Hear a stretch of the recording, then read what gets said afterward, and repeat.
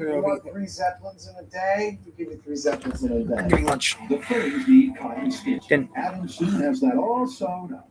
Everything's going smoothly until Jamie opts for a last-minute welding. And suddenly, the model is looking disturbingly like the real Hindenburg.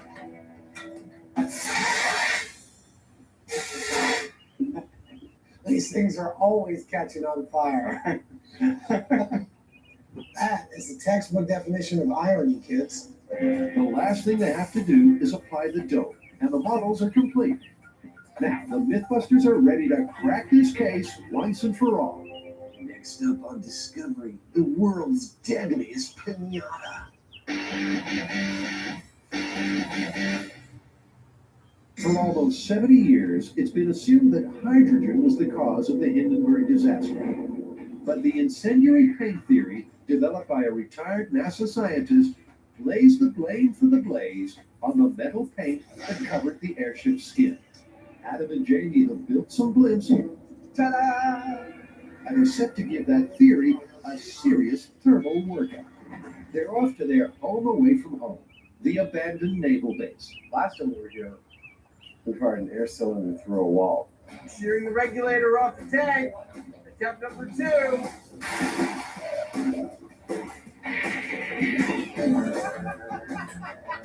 Oh, God. That wasn't bad. But now, you're going to blow up some Zeppelins.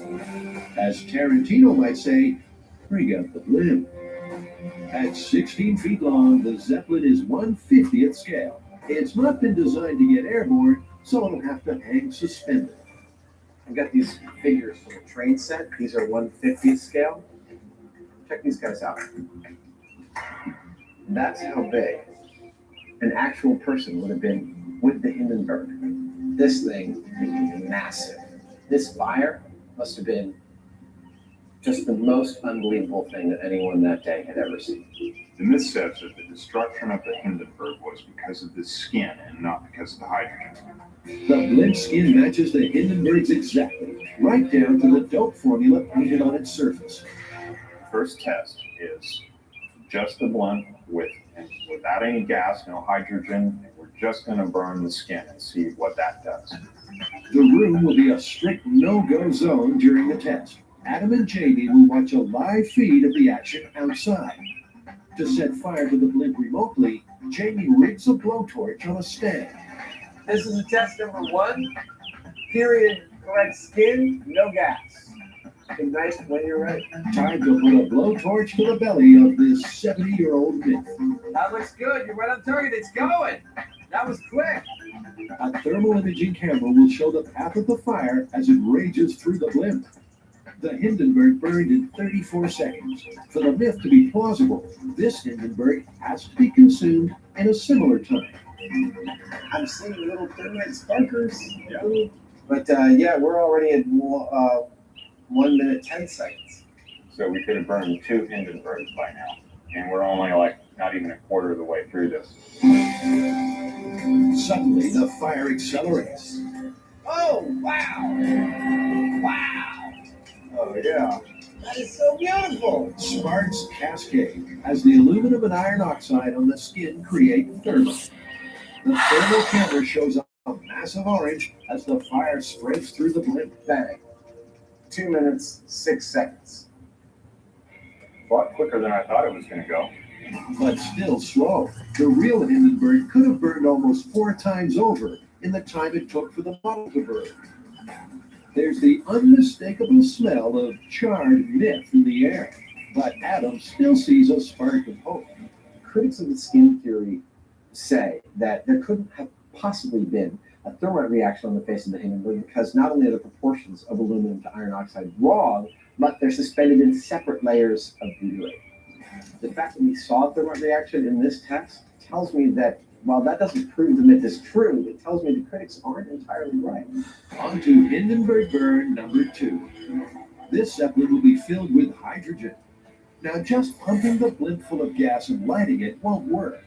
Instead of a burn, he'll get a bang, just like Adam did back in the shop. Everybody okay? So the gas will have to be diffused. We're going to feed it from the hydrogen tanks through this blue gas hose up the main strut and into a trough of water. And the trough of water is going to diffuse the hydrogen across the entire Hindenburg. This is where the rubber meets the road, people. If this hydrogen Hindenburg burns faster than the first blimp, the paint theory enthusiasts will be deflated. It is make or break for this myth on this test. Let's go. Jamie sets fire to the blimp. Call it. You're lit. As the flames take hold, Jess starts feeding hydrogen into the Hindenburg. The gas ignites. With two separate pipes. Oh! More hydrogen. More. And the blimp is instantly filled with flame.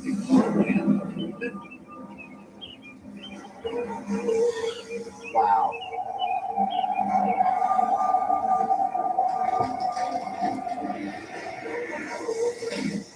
Look at that.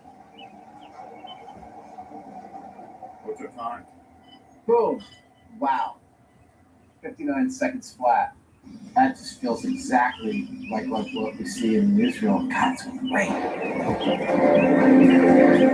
Compare Adam and Jamie's result with the newsreel footage. They're remarkably similar. This is my favorite scale experiment we've ever done. Full stop. The burn times tell the story. The period skin plus the hydrogen burn twice as fast as the period skin without the hydrogen. Doesn't get much more definitive than that kind of result. The metal compounds on the skin undoubtedly played a role in the Hindenburg tragedy. But to say the hydrogen had no effect, well, that's a lot of hot air. If I was the narrator of a different kind of show rather than the host of this one, I might say something like, It's a dog park. Protect your pet with Progressive Pet Insurance. I can't believe we're sitting here.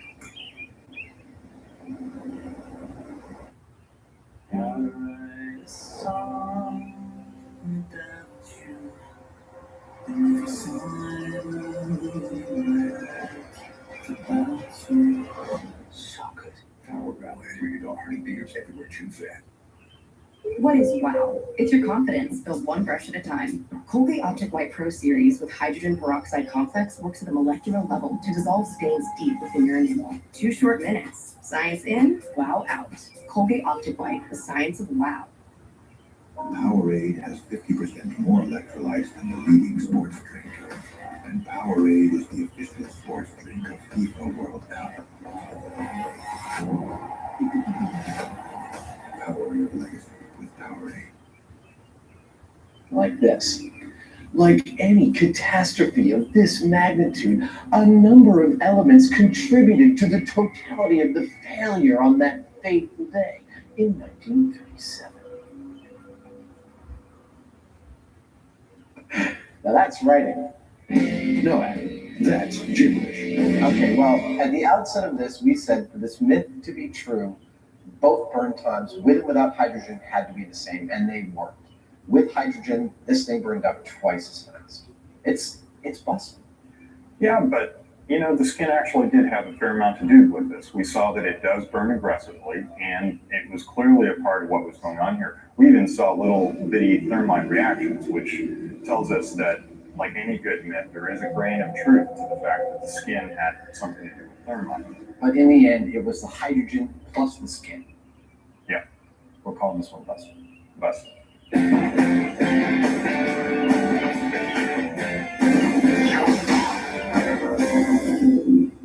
But hang on, what about that third blip? The skin of this Hindenburg has been coated with pure thermite, aluminum and iron oxide blended in a secret searing formula. It's the same over-the-top, completely unrealistic mega dope mix Jamie tested back at the start. Deuteronomy. With a myth already busted, this test is simply Mythbuster theatrics. What you're about to see is what would have happened if the original Hindenburg, filled with hydrogen, was painted with rocket fuel. There's 15 pounds of thermite on this blimp right now. It's a different sort of beast. This thing is going to burn. Thermite's like heavy duty stuff, and there's an awful lot of it here. So all bets are off. Test number 3. Thermite megadote plus hydrogen. It's a safety red alert. You're lit. Whoa. Dude. Unsurprisingly, the flammable thermite fires up in no time. And after a dash of hydrogen, we're cooking with gas. Wow.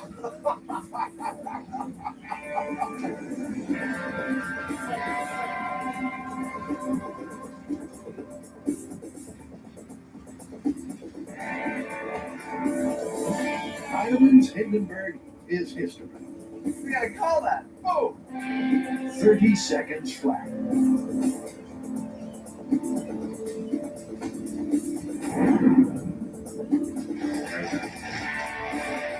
That is exactly the kind of burn that the proponents of the skin theory believe happened.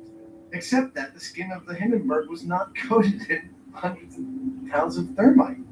Yeah, that thing wouldn't have gotten off the ground with that much thermite per square foot. There's no way.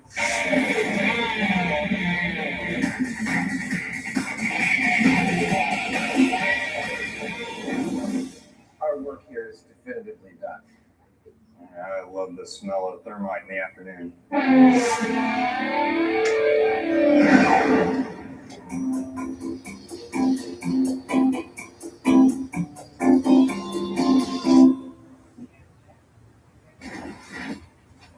Finance meeting 5. Minutes? Morning. I got it. Allow me. Hi, Nancy. We're saving so much time. Policy violation coming through. Travel, meals, hotels. How's this? Beautiful. Everybody's in. Nailed it. Multiply what's possible at ramp.com. Careful. Got it. Careful.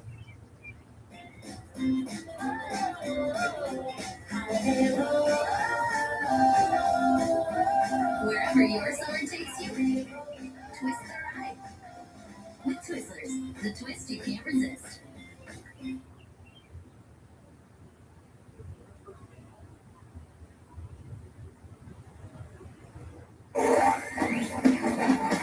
On this episode of Mythbusters, Are allied robbers wrecking your dreams of world domination? Adam and Jamie make alternate history as they go back in time to recreate an attempt to assassinate Hitler. I wouldn't want to be in that room. Was a room change the reason this bomb in a briefcase failed first time around? Oh, Peter's in. Meantime, Sorry, Carrie.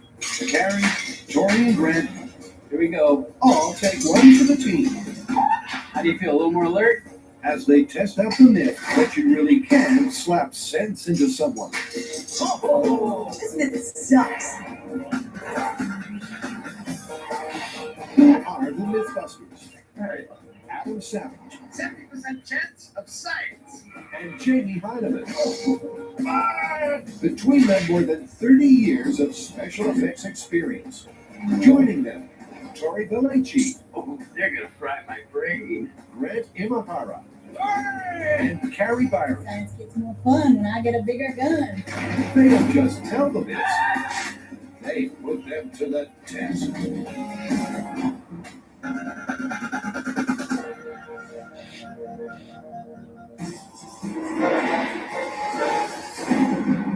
In 1944, a plot was hatched to kill Hitler, and the operation was successful enough to actually get a briefcase full of explosives into a room with Hitler and detonate it while Hitler was in the room. Okay.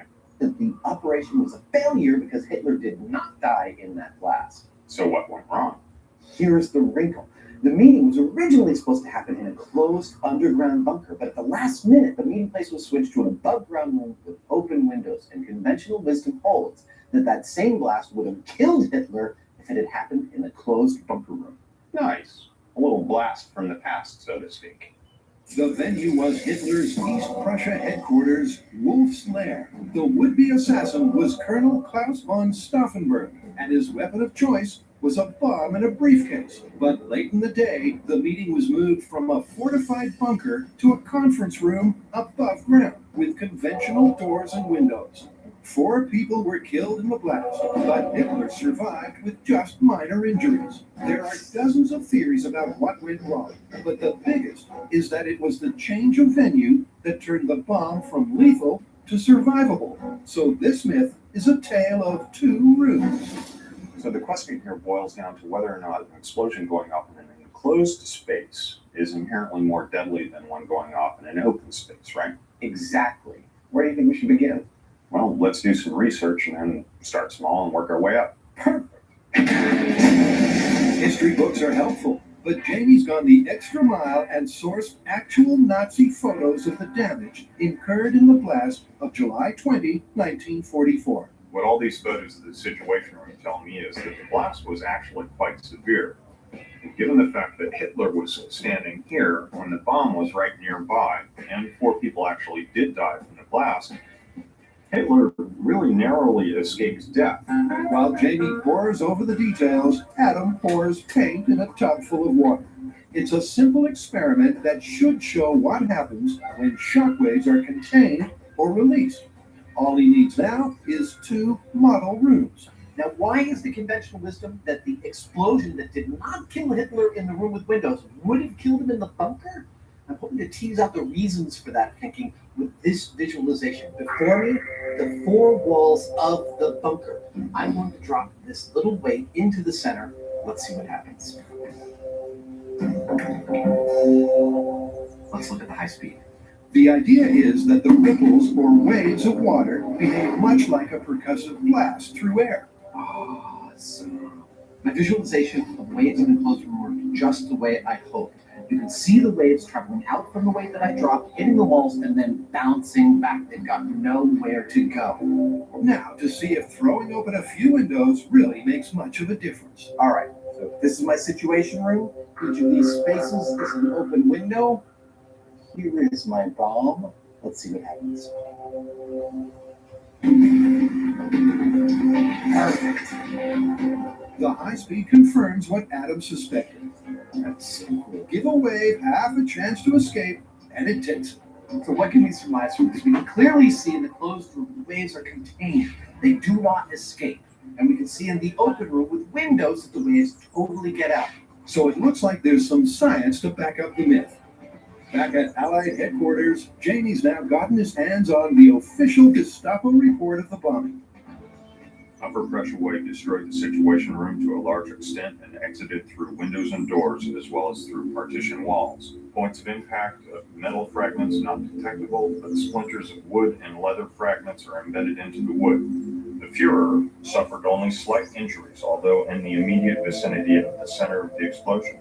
So the facts and the photos are all duly noted for future comparison. Now you'd have to agree that it's high time they blew something up.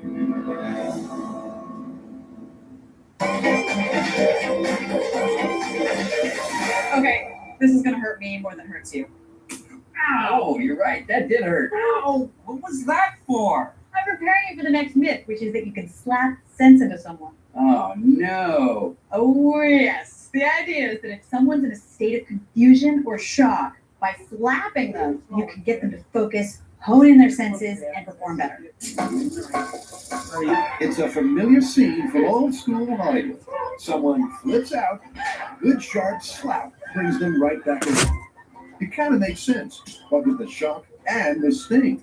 But does it work? When I think about this saying, I think about someone who's hysterical, who's on the edge of panic. How are we going to induce panic in each other?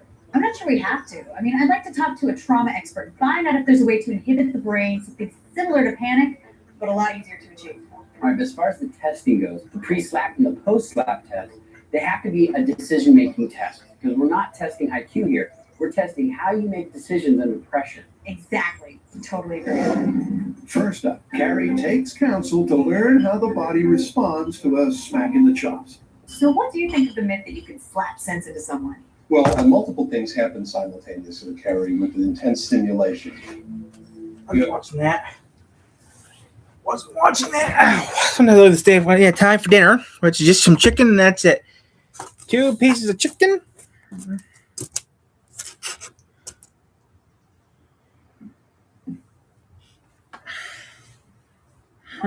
How's your accident case going? What do you- Like your lawyer? I don't It's know. okay. It's only, He doesn't really. it's only 1:30. And seems distracted with his other cases, but he did get me 15K.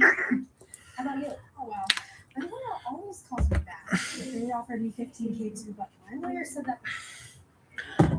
Our Fox 23 investigative team has gotten a lot of complaints about State Farm Insurance not paying out on claims. Now, one Broken Arrow couple tells Tulsa's investigative reporter Janet Clark how they're fighting back. It's a Fox 23 investigation. You can see where the fire started over there. Kenny Cox says he and his wife came home one day last spring to see Broken Arrow firefighters in front of his house. His home, still smoldering, had caught fire. The fire department, they said, put 10,000 gallons of water on it, which all the ceilings collapsed. So you come home and your home is burned. Mm-hmm. That must have been devastating. It was horrible. That's where, we have Sunday dinner with all our kids and grandkids.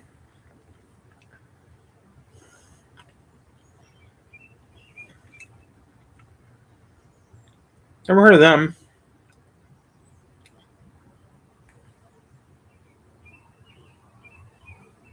So this is Prim, Nevada, and this place does not add up. This is making me feel highly uncomfortable on the inside, so we're gonna leave. It's not a ghost town, but it's definitely not thriving either. We came out here thinking we'd see what's left of a dying State Farm town, but what we actually found is way stranger. Some things are completely shut down. Some things are quietly surviving, and a few places are absolutely slammed. So I walked all of both sides of the freeway to figure what still works here and why.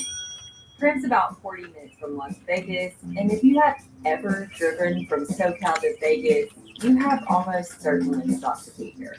It got started in the early 1990s and has had some good days since then. We'll see if today is one of them. We're starting out with Prim Valley Resort, which used to be the Madonna back in the day. Where the automatic door? Was that them? After solving the puzzle of the doors, we were hit with their big time promotion. You get $30 in gas, you get $10 in free play. Subscribe if you ever went to the Ultra Madonna, and like and hype this video if Nope. you ever bought gas. I was upstate. There are or 2 other casinos in town. More on that in a minute.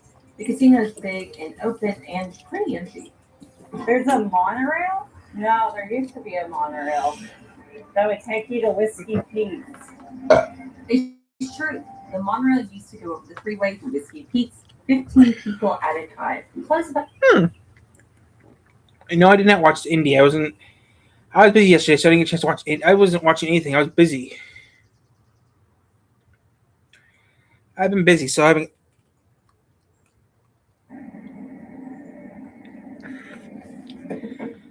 No, I might be going upstate maybe in a few weeks. Who knows? I might go upstate, might not. We're still working on stuff, okay? Gives me a break, guys. Some things might be happening. Just heard Isaiah. There is stuff coming up next month. I can't say what because I can't confirm or deny it. But there might be some happening in a few weeks.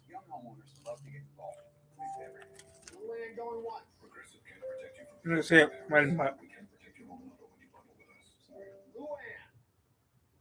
There's a lot of science that goes into making sure this helmet protects me. The same is true of the Colgate Total. I'm not going to Mount Pleasant. I might be going a lot higher than Mount Pleasant. Try the Colgate Total Active Prevention System. I might go, might not. I'm not sure. I'm not sure where I'm going to go yet, okay? I'm working on stuff, guys. Might go up north, might go south. For how small it is, it's pretty comfortable going along. You're not getting rattled to death. What's coming up next to us here? Oh, pretty chubby.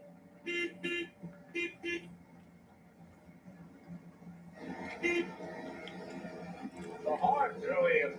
I don't know where I'm going yet. Yeah, it screams like a big guy. I'm not cutting the grass right now. I'm cutting the grass. I might cut the grass in a few days, next week. You don't see many of them around, and if you do, typically not driving. Just makes you smile right along. The cartoon car. I don't know. I was not even in town today. I was out of town all day. was out of town all day, so I wouldn't know.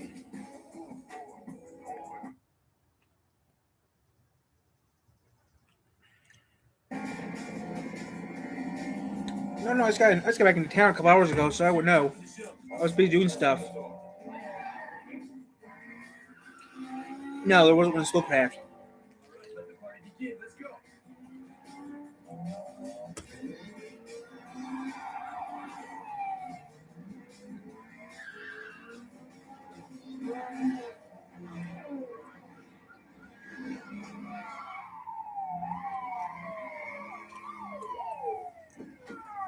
This is Unit 2599. We have the suspects surrounded.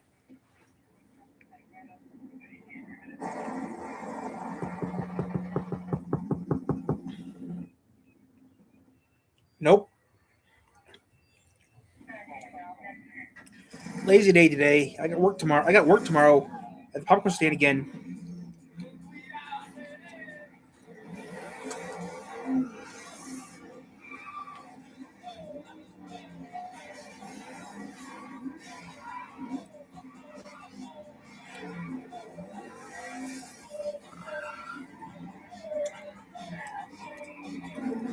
And yes, I'm going to Dad's tomorrow.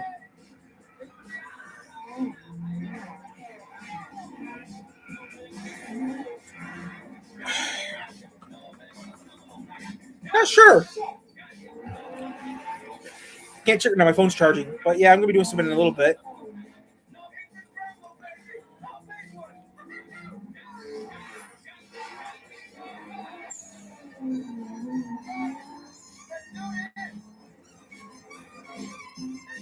I didn't go there.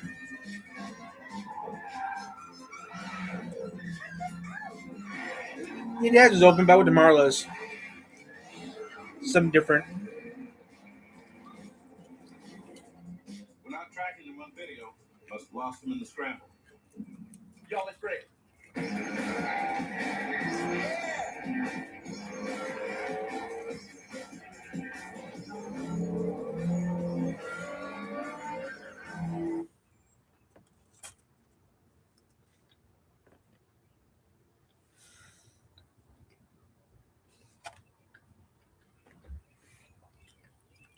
And if y'all saw Marlowe's, there was a Corvette. It's a short.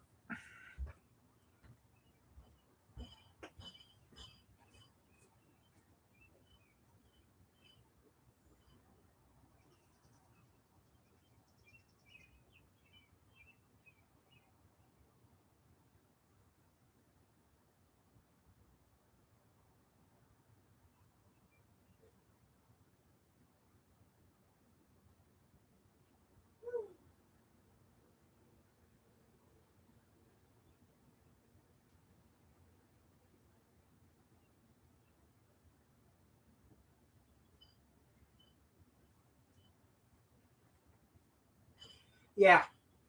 Okay, thanks. Yeah. Yeah, I'll do that later on. Yeah. Of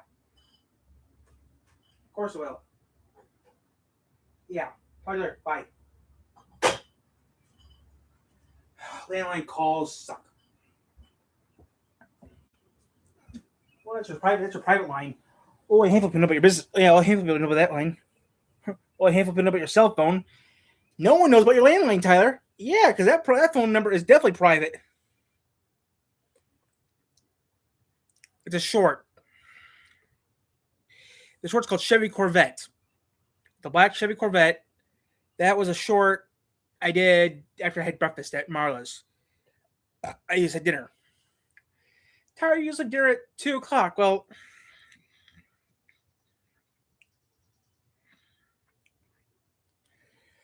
nope. That was someone else. No, Telemarketers touch. I mean, Telemarketers don't touch landlines anymore, which is surprising. They do. They don't touch land. Nope. That was a friend, a personal friend of mine that knows my landline number. Only a handful of people know my landline phone number. More people know my cell number than landline.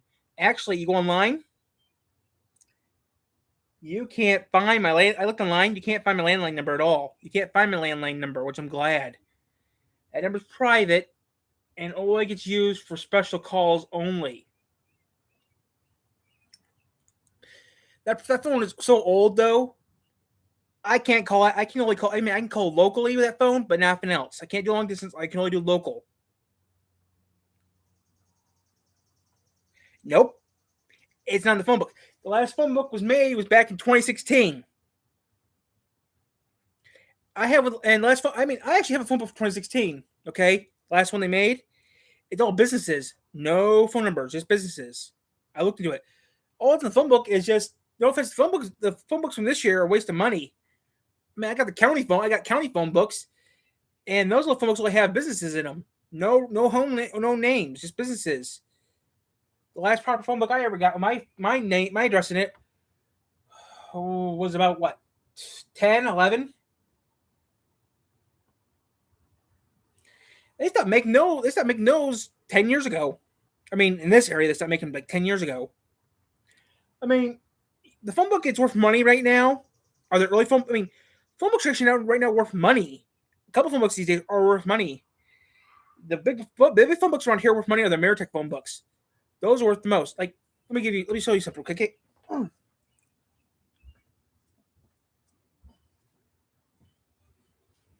Let's see here.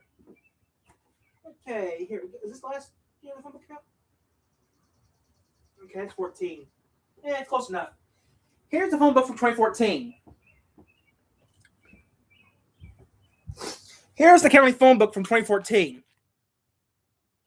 Okay, this is the phone book from 2014. It's the county phone book.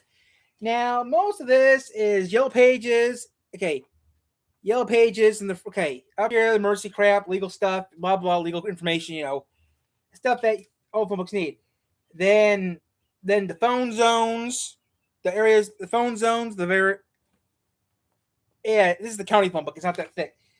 Then you got the white pages with mostly businesses, Yellow Pages, Internet, Sprint, Yellow Pages, the Yellow Pages, the Yellow Pages, Yellow Pages, businesses, Kalamazoo businesses. I mean, this phone book is pretty thin. Okay, I have a Battle Creek phone book. It's thicker than this. I have a Kalamazoo phone book thicker than this. But this phone book is from 2014. They didn't get any bigger than this. This is the county phone book.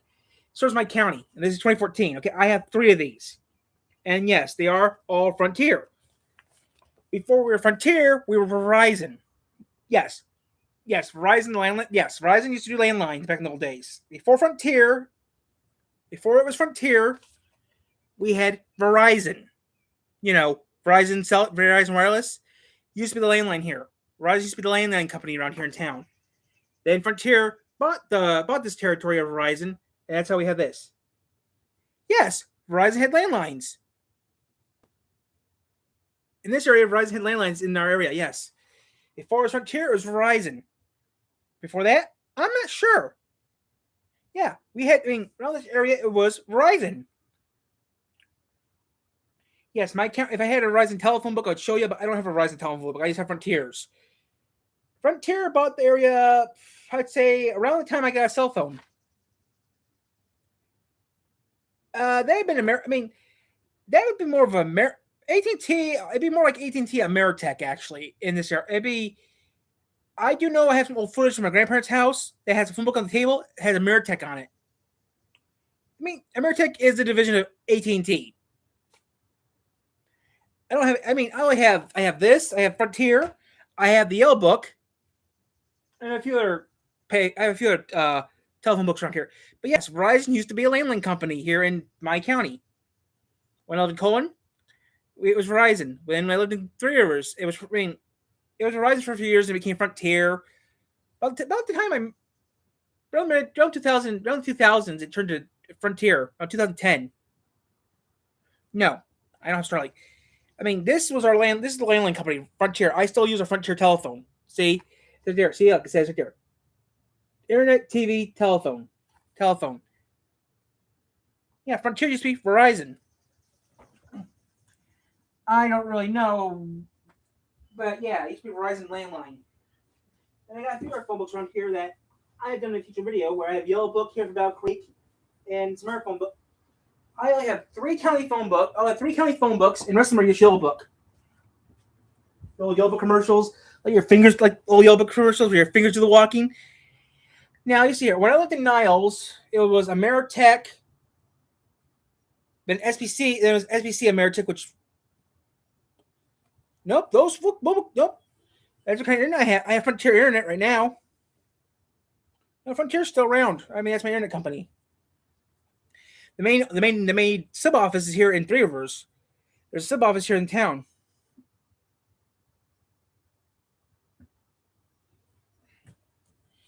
I mean, you see here, back in the day, AT&T was the main phone company, okay? I do not deal with those people anymore. I do not want to deal with that company ever again. They cost us arm and leg.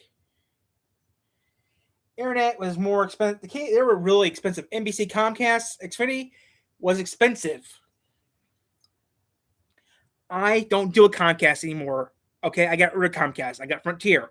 Frontier's cheaper, a whole lot cheaper than Comcast. And no offense to people, no offense to Comcast, but people Frontier actually speak English. I'm not talking to a person from a different country. No offense to people. No offense to my viewers who are from India that try to make a living doing that. I know you guys are speaking English, trying to make a living. I know. I'm not trying to make fun of you, but yeah, I modernized. I got Roku. Netflix. I got myself a Roku. I broke down and got me a Roku. I had UT TV, then I got rid of it. I mean, I still use Rabbit. I still use Rabbit Ears sometimes. Nope, I have streaming. I have Paramount Plus, Netflix, and Disney Plus. And I have a TV antenna right there up there where I can get local TV if I need it. Yeah, that's the modern version. They're called Clear TV. Clear TV works good.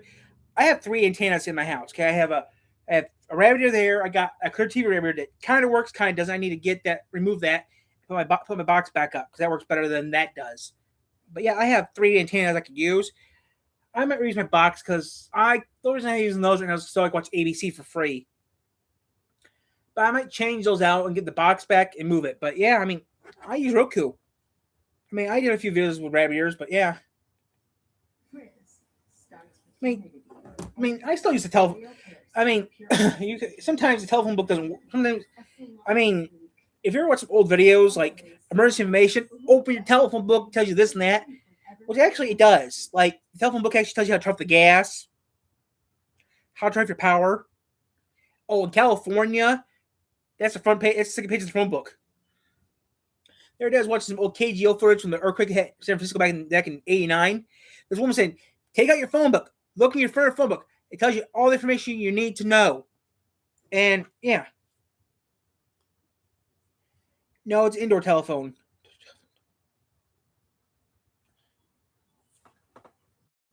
Wait a second. Does the yeah, it's the first page. It's the front page of the phone book. That's the front page of the phone book. So you open it, says emergency 911. It's in front of the phone book. They have to do that. All phone books. I mean, because the first page of the phone book is the phone company, the phone book, or next page is emergency numbers 911. Blah blah blah. Second stuff is the area codes, the time zones, that sort of thing. And then the legal stuff you need to know. And after all that legal, the boring stuff you don't know, the main, businesses show up after that. I mean, you can get a phone book pretty cheap these days. You go to a thrift store. Me, I don't need one. I got a phone book already. So. Tonight with the earthquake that shook Hawaii Island last night. A 6.0 quake that struck just before 10 p.m. Angela's phones. Yeah, I mean, the main tonight with the earthquake sheriff's department's in the sheriff's department's in the phone book still. A 6.0 quake that struck just before 10 p.m. Angela's sheriff's department's in the phone book, even the state police department's in the phone book. By this experience. People on Hawaii I think they have them, but you can't check them out. They have to have at least one phone book still. Families running from their I mean, homes. I talked to residents. I know the Colon Library had a few phone books, but that was years ago when I lived in Colon. I think the library has at least one phone book laying around somewhere. I know a couple of the government offices still do. Just before 10 Friday night, shaking homes across the entire state. For families living closest to the epicenter near Pahala, the moments during and after the quake were terrifying. As soon as this one came on, I knew it was going to be really, really strong. And I mean, some countries like Cuba, they still use. I mean, yes, indeed, it's only cost me 88 cents at Walmart, or 99 cents everywhere else. Or if you go to a gas station, it costs a little more than that. Yeah, it's like, I mean, I have pop. I just want to drink it right now because it's just too hot for pop. It was that or water. Yeah, I still buy it. I mean, I buy it. It's cheap. I buy it all the time because it's cheap. And part of the main ingredients is actually grown in Michigan. So yeah, it's just that the engine isn't American. Only a partial amount of the cars in Cuba still have the original engines in their engines. Most of them have a Chinese engine, I mean, most Cuban cars don't even have the original engine anymore. Most of them have Ladas, or they have they have cheap Chinese diesel engines in them, like a Hino engine from China, a diesel engine from China. Good chunk of the cars from Cuba, only maybe 10, maybe 15% of all cars in Cuba still have the original Detroit diesel engine even inside them. Most of the cars don't even have that. Most of the cars have cheap Chinese engines in them, or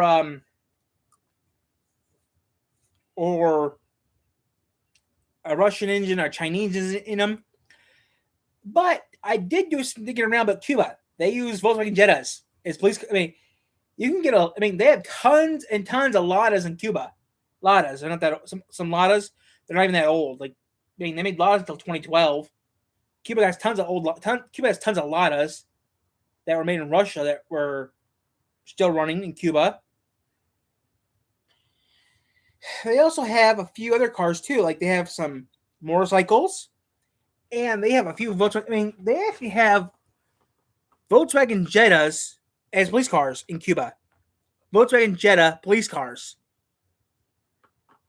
Cuba has some pretty cool stuff. I mean, but if you're American like me, what's the biggest thing you want? I mean, if you're American like me, what is the rarest, the hardest item to get in Cuba, in the United States? What do you think it is? Also, in Cuba, they have some weird, you have to do some weird things too. Yeah, but if you were in Cuba, what is the holy grail? If you're in Cuba, if you're in Cuba, and you go to Cuba, what do you want? What is the rarest? What is the holy grail of Cuban? What's the holy grail that a Cuban industry has? What is the holy grail of the Cuban industry? Because if you don't know it, I'm not gonna tell you. Because the holy grail, every American, even a certain person, even a few places in town, would want is a box of these bad boys, because they would sell them for over $1,000. What, baby? I fed you. You had your treats. What's the most highest thing in Cuba that most Americans would want? Some shops would pay high dollar for these bad boys. If you can get your hands on, you just get your hand on a box of them. They're very, very hard to get, and they're very, very illegal to have in the U.S. Some U.S. generals even talk about how they got their hands on one, because they go for a lot of money. It's a box. Even an empty box goes for a big amount of money. Now, again, a few places want this particular item that Cuba has. Me personally, since I don't do that sort of thing, I still would want a box of them. I just prefer having one of these items just to smell it. But that's all I'm going to say. That's all I'm going to say. It's something really special and very, very hard to get in Cuba. It's really hard to get in the United States. I mean, you can get them in Cuba, but if you get one, you have to be careful. You have to hide it real bad. And trust me, it's something that you won't think of. Always look up. Always look up. Put in the chat if you know what I'm talking about. If anyone knows what I'm talking about, I talked about it a while back in a video that everyone who goes to Cuba wants these particular items. If that's all I'm going to say. And if you don't know, I'm not going to say.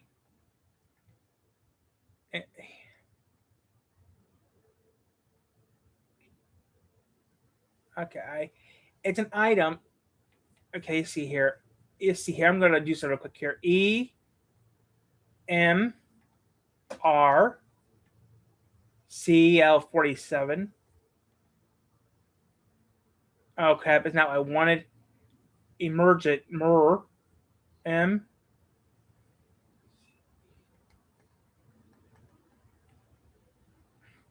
space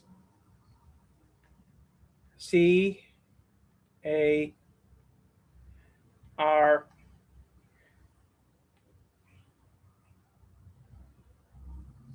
That's not what I want. But I mean, trust you. I mean, if you don't know what I'm talking about, good, because like I said, this item that I'm talking about, if you go to a particular shop and say that word, say these two words, you would be getting the person on top of you saying, "I want some right now," because that's how popular it is. ER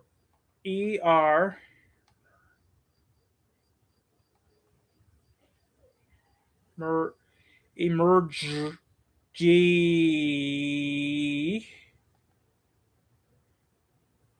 EMC. Oh, I did it wrong. EM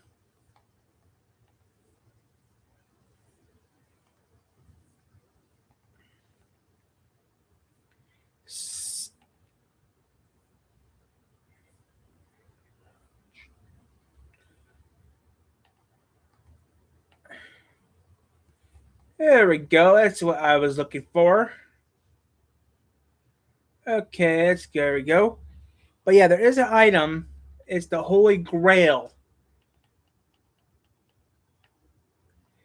Like I said, it's the Holy Grail of this particular item. I don't promote it, but I would like to have one. Okay, this is 7 years ago, so this is what I was looking for. But yeah, the craziest item in Havana. I'll tell you what it is right now. Because I'm telling you right now, thousands of people would want these. But with that embargo going on, you can't get them. There is ways to actually get them, but it's tricky to get them. There's rumors you can buy them in Miami, but you want a legit one, you go to Cuba to get it. And that's all I can say. And a lot of people just put them in a display case and not touch them. Recently, a box went to auction recently that was still sealed. One went to auction recently, and one went to a person sold one to a smoke shop.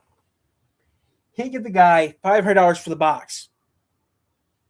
Still sealed. The guy gives him $500. Shop gave him $500 for the damn thing. But yeah, if you give up, you give up. Okay, yeah, it doesn't matter then because it's not important. Don't do it.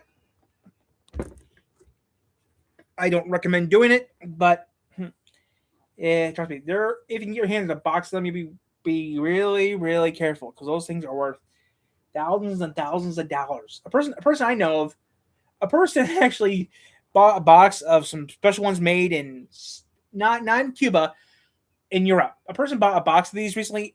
Same thing as these, but they're made in Europe. He insured them for fire damage. How stupid are you? He opens the box up, smokes one. He paid the insurance company $1,000. Okay, I just give it away. Havana cigars. They're very, very hard to come by in the United States of America. They're very expensive and they're worth a lot of money. A lot of money. A big chunk of cash. I mean, I'm not kidding. A box of Havanas go over $1,000 in the U.S. The way you can get them here in the United States is black market, or you go to a place in Miami supposed to sell them, or you go to Mexico and get them. You can buy them in Mexico. Yes, they do sell them in Mexico. The trade embargo only affects the United States and other countries, so it's kind of hard to get it. So enough of that. Now let's watch this emergency vehicle thing. Okay, this is out of Canada. This is Canada. This is out of Canada. I'm not gonna let you see the video due to copyright, but yeah, that's Canada. New Whisper, Canada. When we get to Cuba, I'll show you the Cuban cars in a minute. We're gonna watch this, but when we get to Cuba, I'll show you the Cuban cars. Vancouver, Canada. Like I said, when we get to Cuba, I will see what I can do. Vancouver, Canada. That's a real-looking cement truck.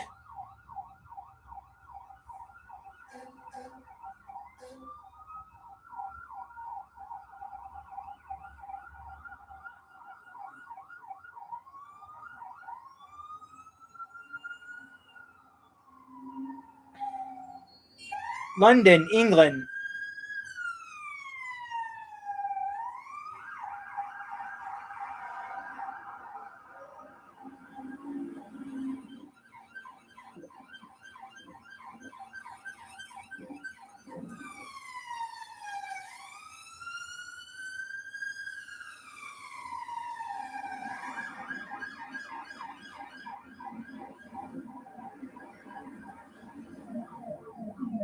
China.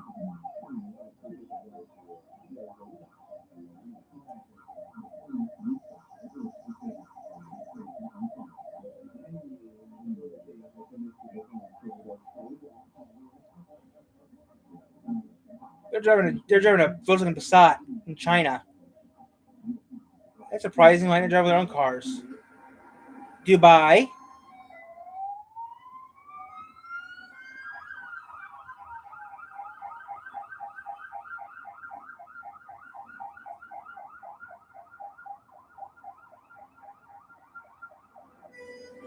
Singapore.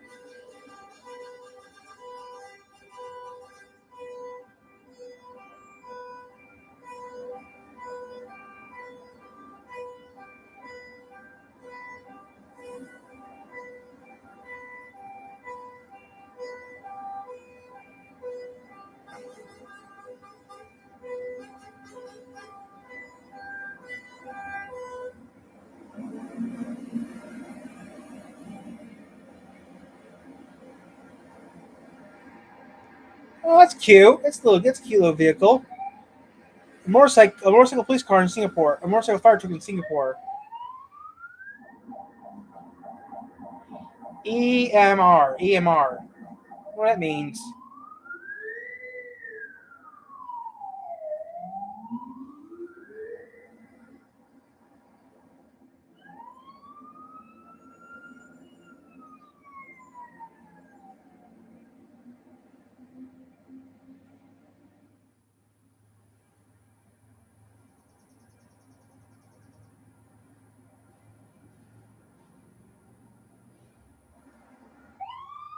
Okay, this is Canada.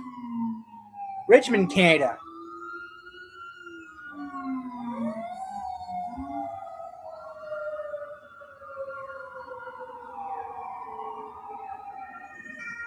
Germany.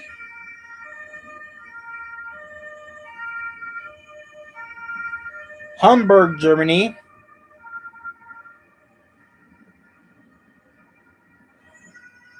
Hanover, Germany.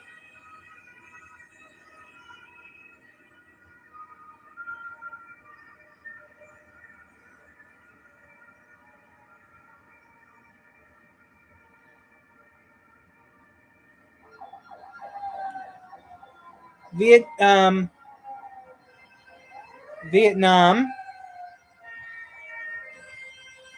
Hai To Chang, something Vietnam. I can't pronounce it. It's hard to pronounce, but Vietnam.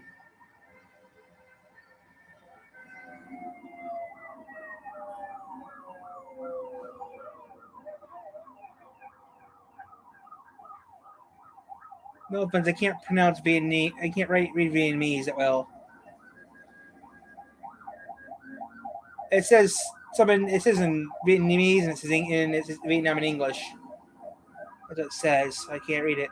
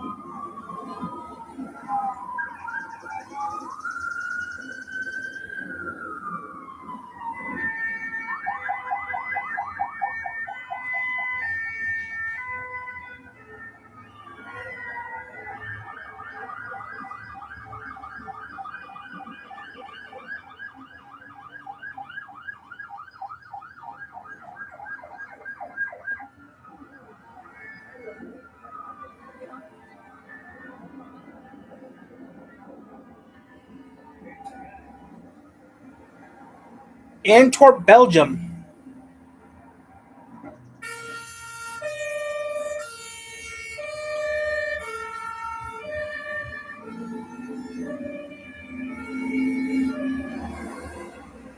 Taiwan.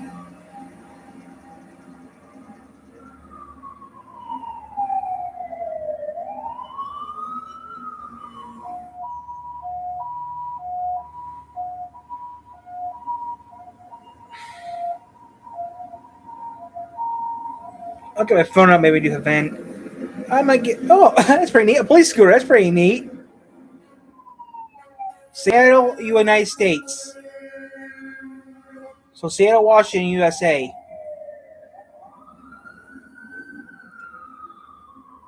I will show. I might do something so you guys can see Havana. Seattle, United States.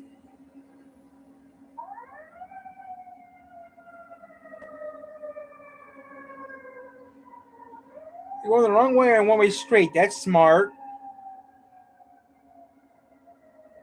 Maybe. I don't know. How's it? Depends how I feel. We'll see after this video. I'm going to make sure you guys see what Cuban police car. I might do it later on today. Might not. Okay. There's some things I'd like to do today.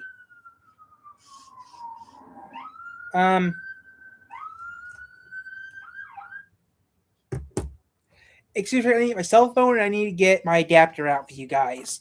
Hope my phone was charged up enough because I need my phone. 85%, that's good enough to do today's video.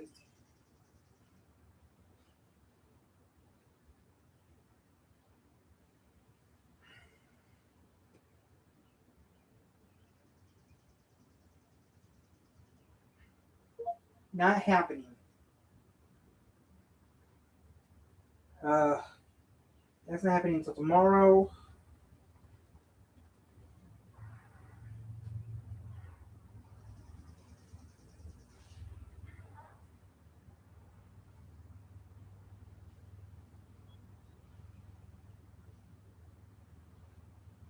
Okay, just one more thing.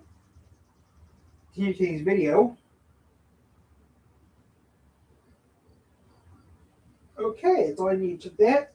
You know, you're gonna keep doing it. I know. I want to keep this gravy train. Yeah, I want to keep this gravy train going. Where's that adapter? Oh, there's an adapter. Here's my adapter. And my spare wires I need. Okay. Okay.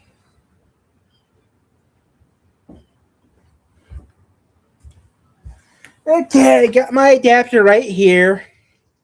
So we can do pinball later. I got my cell phone right here too, which will do for something else.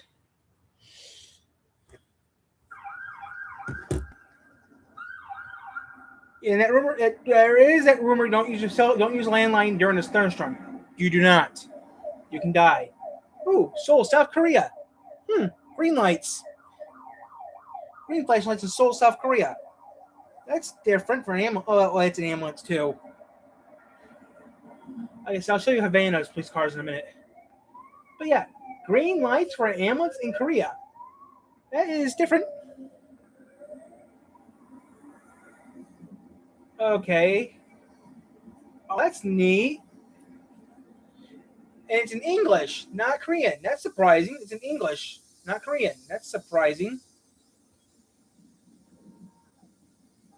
That's real surprising. It's in English, not Korean.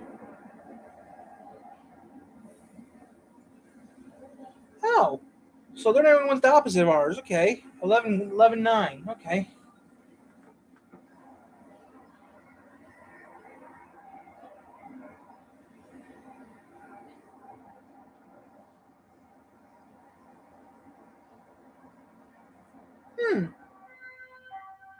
Holland, the country. Amsterdam, Holland, the country.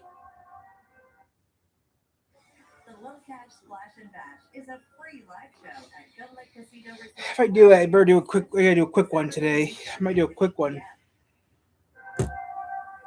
So Amsterdam, Holland.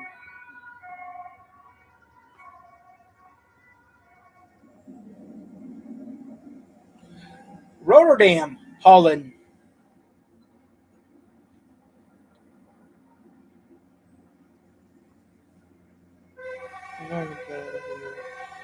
I wish I could be a better YouTuber, but you know what? I just do what I can do to make videos. Yeah, I might make it. I don't know. Maybe I'll make it. Hong Kong, China.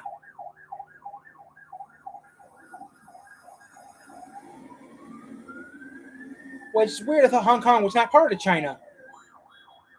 I thought Hong Kong was independent, and I didn't know it was part of China. I don't get into politics that often, but yeah, I'm doing pinball later on today. I'll do pinball.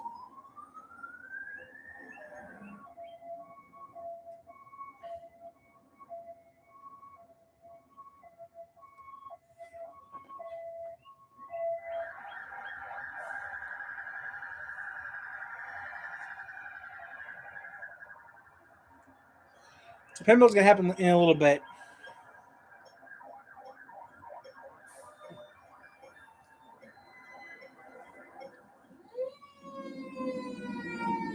Bun Bay, Canada.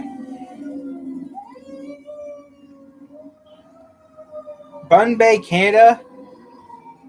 I may butcher that name. At least you don't know if it's in Quebec or not. Yeah, it's true. It could be in Quebec. I don't know. We don't know. It could be in Canada. India. Jaipur, India.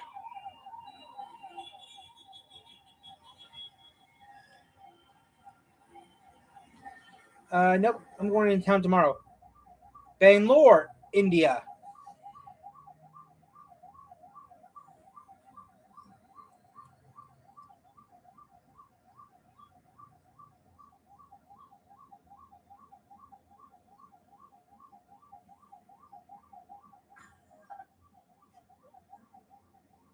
That could have been, the town in India could have been Quebec.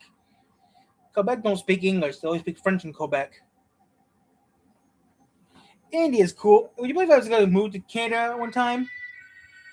Luxembourg, Germany. I mean, Krisman, Germany. Kermsing, Germany. I butchered that, sorry. I don't speak German that well.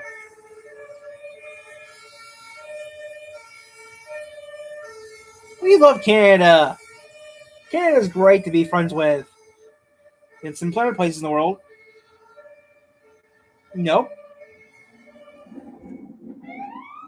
We took Spanish in high school and middle school. Okay, Louisiana, they took French. Some parts of Canada, certain parts, I think it depends where you lived in the USA. My school taught us Spanish, nothing else. Spanish and English. Which is weird. They're now teaching people how to speak. It's confusing. San Francisco, America. A little bit. I speak a little bit of Spanish. I speak Russian. I mean, I took Russian. I took Russian call. I took Russian for extra curriculum. I took Russian in high school, and I didn't do so bad.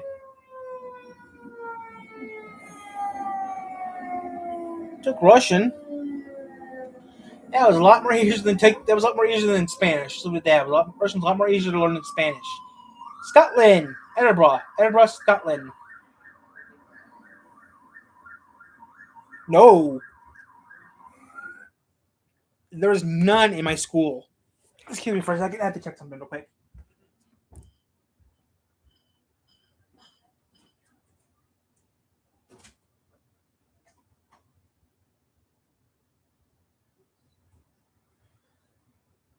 One.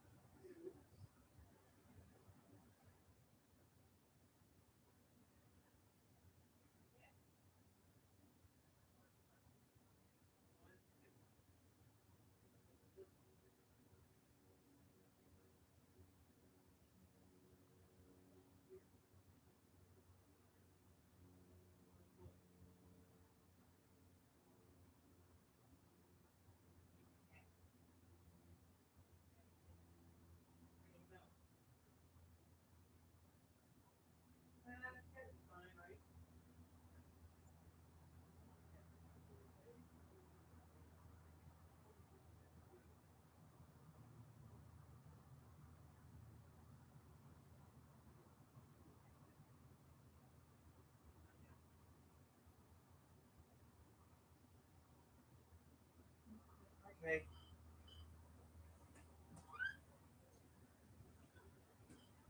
Okay, I see one kitty cat. I think two cats. I'm missing a kitty cat. Okay.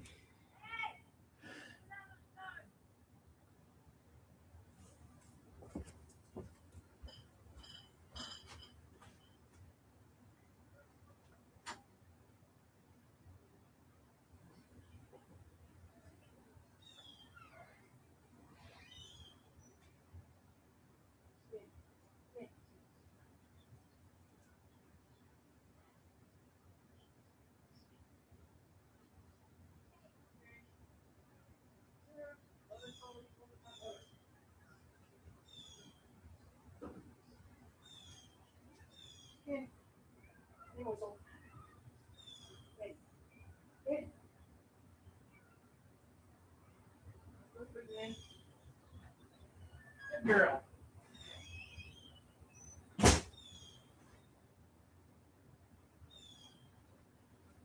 Got her. I got her.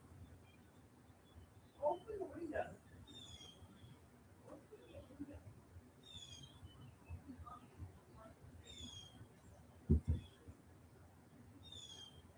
Okay. All the way in door locked.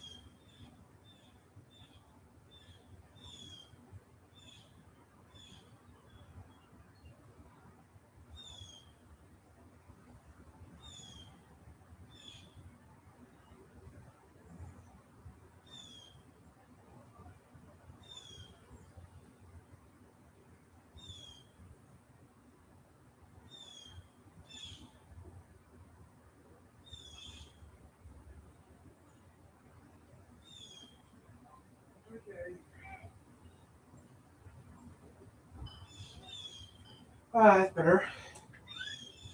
Okay, guys, I'm back. I had to do a couple things real quick. Sorry, guys. I'm sorry. I'm busy. Tomorrow, I'm also busy. I'm very busy tomorrow. No, there was more Amish in my school. No, Amish. There was only Amish where I went to school at. Okay. I lived in Colon, Michigan. Okay. Population 1,200. Half the population was Amish. If you're Amish, you went to Leonidas or Nottawa. They only did first to ninth grade. They only did first to 8th grade. Colon, Centerville, Minden did up to 12th grade. But if you wanted to, which the Amish didn't, I mean, some Amish kids went to school until 12th grade. I knew about 2 Amish people I knew two Amish kids that lived near me in Colon. They went to school until 12th grade. Yeah, that's surprising. Yeah, I mean, most of the Amish community was Nottawa, Colon, and Centerville. That was a big chunk of the state. That was a big chunk of the community was Amish. I mean, you can see people right now riding their horses to. I mean, when I lived in Sturgis, you see horses tied up at Walmart. Not kidding. At the Amish actually went to Walmart in Sturgis. You see horses tied up. Villersburg and Colon tied up. At local dentist, I mean, Yoder's. I mean, we live in an Amish community. Part of our County is Amish. Half the county is Amish. If you look at I mean, I do know for a fact in the older phone book, when it was, yeah, I do know in the phone book, the old phone book, when these people still used phone books that were thicker, half the phone book was Amish. Half the phone book was Yoder's. Not kidding. Yoder is, I mean, our phone book when it was part of Verizon, it was pretty thick. But now it's not as thick as it used to be. But yeah. I mean, that was about, let's tell you this year. I lived heavily in Colon in about, wow. I moved over here in 14. So next month it would be when we moved over here. We moved over here in 14. Kicking myself, which did you? They use gas. They do use electricity. Some of the businesses they have, they work it. Some of the businesses they run have electricity. Some have telephones in their barn. And also, some have AM, FM radio. And some do have electricity. Some actually have radios now, like an AM, FM stereo, like what I have behind me. They have those now. Actually, some use tractors, some don't use tractors. No. They don't drive cars, no. One time, someone called me on my landline. This is funny. This is true. One time, a person called me on my landline saying, "Do you pick up the Amish?" I said, "Sorry, sir, I do not." And it was a Colon number. So, yeah. I got a call saying, "Do you pick up the Amish?" I said, "No, I do not." And the number again, "Oh, sorry, sir, wrong digit." I said, "Tell me happens to you all the time." He said, "Does?" I tell him, "Yes, I'm from Colon. Happens all the time," which I haven't with Colon. When it happened a few weeks ago, actually. I got a call from an Amish bloke a few weeks ago on my landline saying, "Do you pick up?" No. Amish have some strict rules, and it depends what the bishop says is what you can do. Like a couple years ago, I was working in Colon. There was these Amish people coming into the gas station to buy alcohol. I said, "Oh, wait, we can't buy any." I asked them, "Is there a problem?" "No, if I can't buy alcohol." I said, "Yes, you can. It's Monday. It's Sunday. I can't buy it." "Where are you from?" "Indiana." "In Michigan, it's different. In Michigan, it's different." No, they do not. They don't. Amish are really religious. I don't really get into that. I always carry a person a few years ago. I was in Colon. A few years ago, I was in Colon, or was it? I think where I was, but I was somewhere. This lady said, "Oh, I can't buy it. It's Sunday." And I said, "Wait, it's Michigan. You can buy alcohol on Sunday." Is it really? "It's Michigan, not Indiana." And they said, "Oh, okay." They didn't know. I said, "Yeah, you can buy alcohol on Sunday." They didn't know they could. I mean, they live in Indiana, so you know. I mean, the Amish are not somebody I like. I mean, I have friends who I actually have close friends of mine who are Amish. They went to school until 12th grade. I still have some close friends of mine who are Amish. But that's all I'm going to say. I'm not going to say their names. I'm not going to, that's all I'm going to say. They do not make moonshine. But yeah, I actually have some friends of mine that are Amish. But that's all I'm going to say. I don't know. I don't live in Indiana. I live in Michigan. I don't live in Indiana. It's been this year. You can't. Last time I know, you couldn't buy alcohol on Sunday in Indiana. It's been like that. It's been like that since prohibition. It's been like that since prohibition was reversed. A lot of states are like that.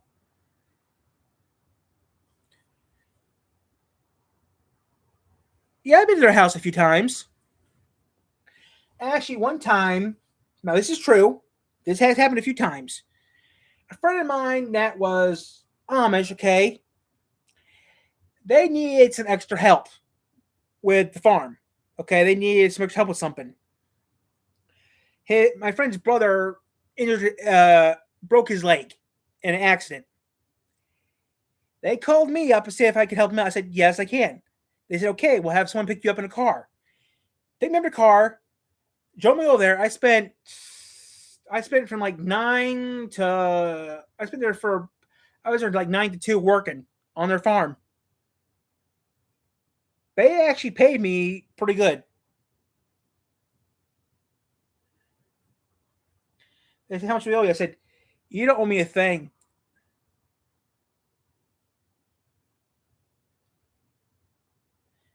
I don't know. I've been home only once. But they only pay, I told them, they paid me $5, and I told them nothing. They said, $5? I said, sure, $5 will work. Nothing. I mean, it was years ago. It was a long time ago. It was years ago.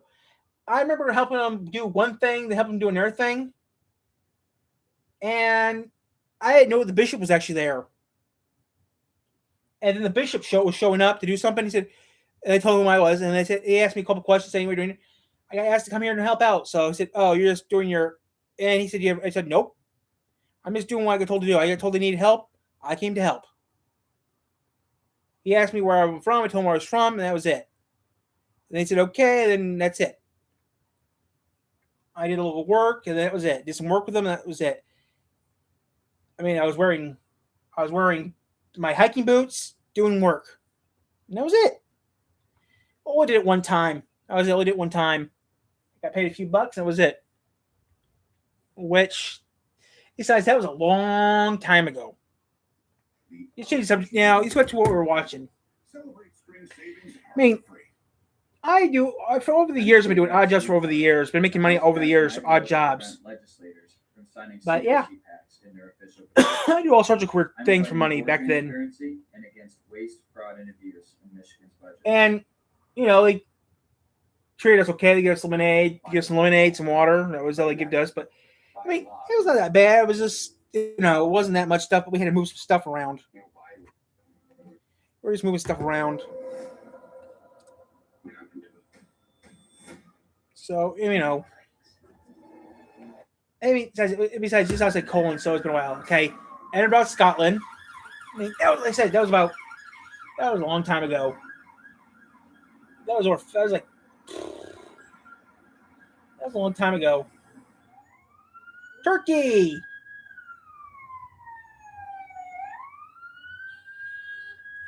Now back to emergency vehicles around the world.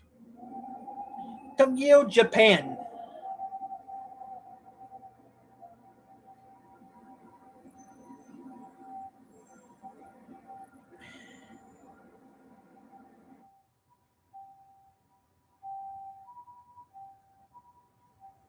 Is it me or... Yeah, I need to do that real quick.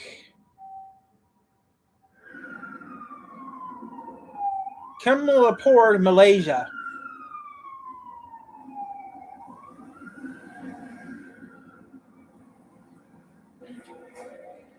Havana, Cuba.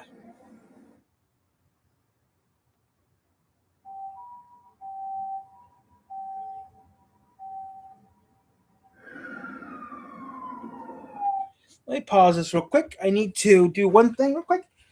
Turn the fan on me. Turn the fan on me because I need air. I can't feel that at all. And that's it. Okay. That's a little better. I can actually feel that and breathe now.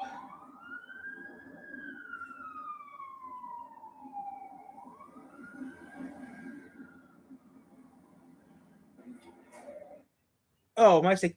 They're using Kias. They use Kias in Cuba. Havana, banana.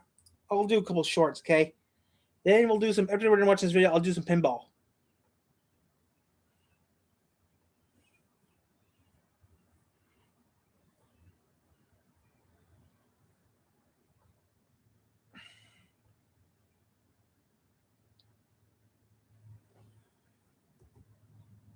Play.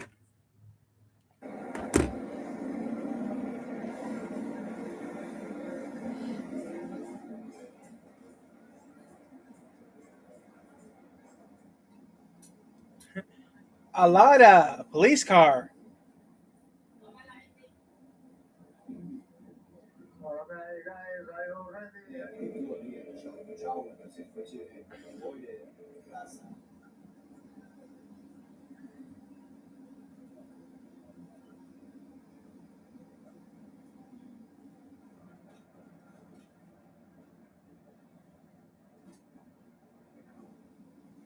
And then we're here on the left, that's the national.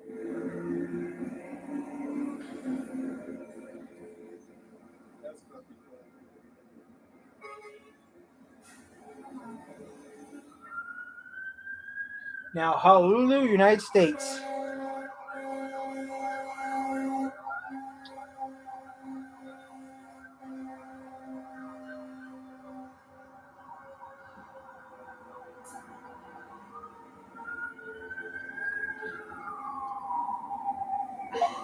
Emergency Services of Cuba.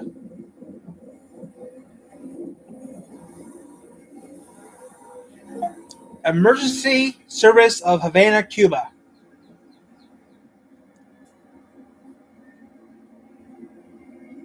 Where's Marabou at? United States. Where's Marabou at in the United States? I have no clue. Marabou?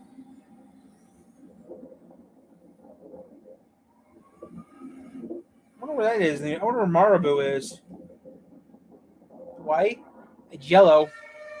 Handover, Germany.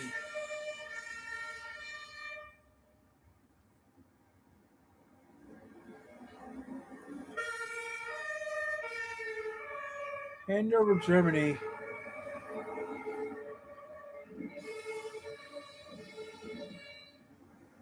Seoul, South Korea. Oh, that's different. The lights go whoop. Or like a scissor lift thing. That's pretty neat. Vancouver, Canada.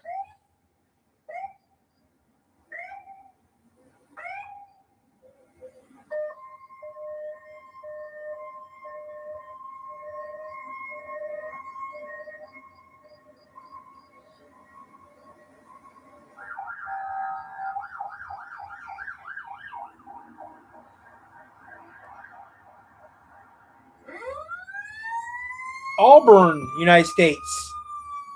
That narrows it down. Yeah, Auburn, Indiana. Looks like it's Auburn, Indiana.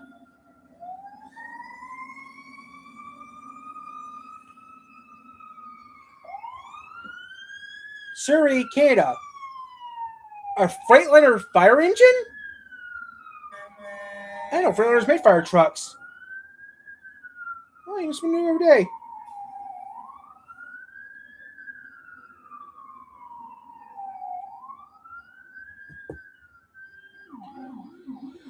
Okay, that's the end of it.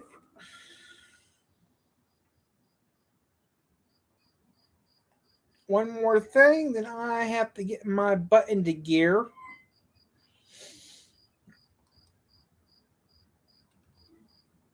And cut the stream off. And do something else in a minute. And then do what I promised you guys.